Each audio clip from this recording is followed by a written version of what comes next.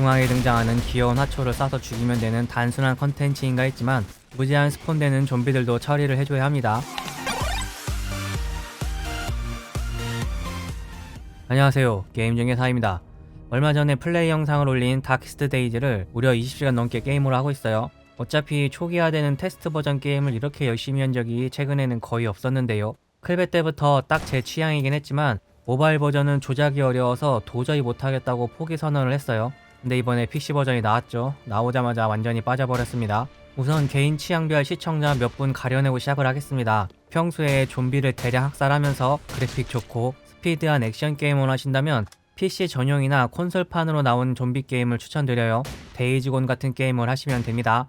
여기에 모바일도 좀 되고 다른 플레이어들하고 같이 할 수 있는 멀티 컨텐츠가 좀 있으면 좋겠다 하신다면 원스휴먼을 추천합니다. 그런데 이 원스휴먼이 좀 어렵다, 생존 컨텐츠가 복잡하고 귀찮다 하신다면 바로 이 다키스트 데이즈를 추천합니다.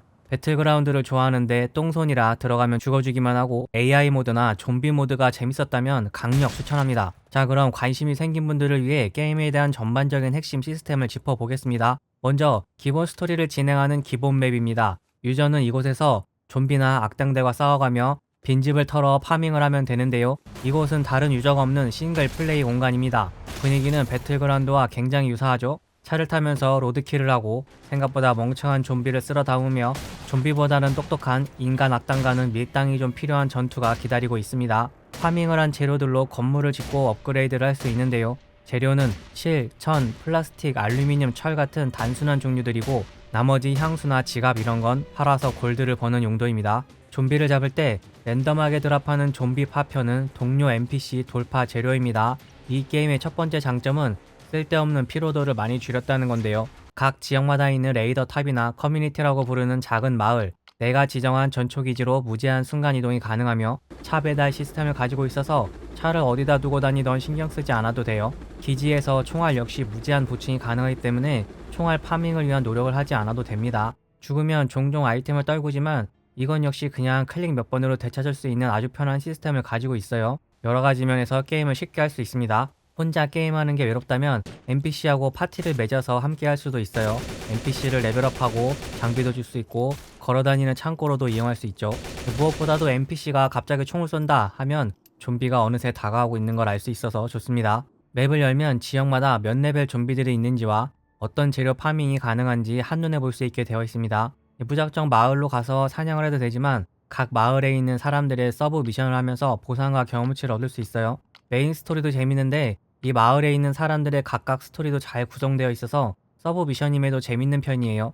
이 멸망한 세상에 지들 개인 물건을 찾아달라는 경우가 많아서 아예 그냥 싸버릴까 싶기도 한데 보상을 주니까 친절하게 들어줍니다. 이렇게 배달의 민족이 되어서 열심히 미션을 하다 보면 마을 전체의 우호도가 상승하고 버프 효과를 얻을 수 있으니까 필수라고 할 수 있습니다. 다음은 초반에 등장하는 첫 번째 멀티 컨텐츠인 로운트리 터널입니다. RPG로 치면 무한의 탑 같은 개념인데요. 4명의 유저가 같이 할 수 있고 친구 초대나 자동 매칭이 가능합니다. 시간이 지나도 매칭이 잘 안되면 AI가 함께 해줍니다.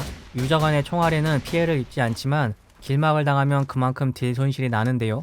특히 이 물불 안 가리는 AI들은 총을 들고 근접전을 한 통에 총알을 다 막아내서 짜증날 때가 좀 있어요. 라운드를 넘어갈 때마다 포인트와 준비 시간이 주어지는데요. 이 포인트의 경우 컨텐츠 종료 후에는 사라지기 때문에 아낄 필요 없이 마지막 라운드쯤에 필요한 물품들을 사주시면 됩니다. 최종 보상은 모든 라운드를 클리어한 후에 창고로 자동 배달됩니다. 다음은 월드 보스전입니다. 한국 시간으로는 오후 2시와 새벽 2시에 할 수 있는데요. 아무리 글로벌이지만 시간이 상당히 애매합니다. 메뉴에서 다른 장소를 누르고 더스크 가든으로 입장 가능하지만 게임을 하다 보면 10분 전부터 오른쪽 상단에 입장 아이콘이 생기니까 게임 중이라면 금방 알아볼 수 있습니다.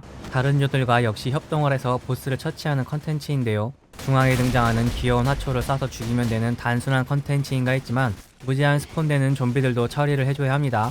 좀비 잡으랴 보스 장판 피하랴 정신이 없지만 너무 걱정하지 않아도 돼요. 죽으면 부활하면 됩니다. 물론 그 시간만큼 점수를 못 받게 되니까 보상은 좀 줄어들지만 죽으면 끝이라는 부담이 없어서 좋습니다. 다음은 20렙쯤 열리는 분쟁 지역입니다. 혼자 해도 되고 다른 유저들과 같이 파티를 맺고 파밍을 할 수 있는 곳인데요. 지도에 빨갛게 표시된 일부 지역 외에는 전부 평화 지역이라 유저 간 PK가 되지 않으니 역시 마음이 편안합니다. PK 가능 지역은 주로 보스가 있는 지역인데요. 현재는 국가전 양상을 보이고 있는 곳이기도 합니다. 닉네임이 중국어면 무차별 공격을 한다는 분들이 많으시네요. 이 게임은 배틀그라운드처럼 샷발이 중요하지 않습니다. 장비에 따라 대충 쏴도 헤드샷이 되는 등의 보정이 있기 때문에 분쟁 지역의 왕은 프로급 에임 실력이 아니라 얼마나 좋은 장비를 가졌는지가 가장 중요하며, 장비가 별로라면 폭발물 사용 등의 전략이 중요해 보입니다. 마지막으로 테스트라 모든 과금 요소를 볼 수 없지만 대부분은 인게임 제어로 구입이 가능했고, 뽑기는 무기 뽑기 정도가 존재했는데요. 추후 정식 오픈하게 되면 이 뽑기권 판매와 함께 아직 열리지 않은 펫 뽑기, 그리고 거래소 물품을 사기 위한 제야 구입이 주요 수익 구조가 될 것 같네요. 현재는 없지만 코스튬도 따로 구입이 가능하면 좋겠습니다. 이번 테스트 기간에는 추가 컨텐츠는 열 수 없을 것 같아서 주요 영상 붙여보며 오늘의 리뷰 마칩니다. 구독 시청 감사합니다.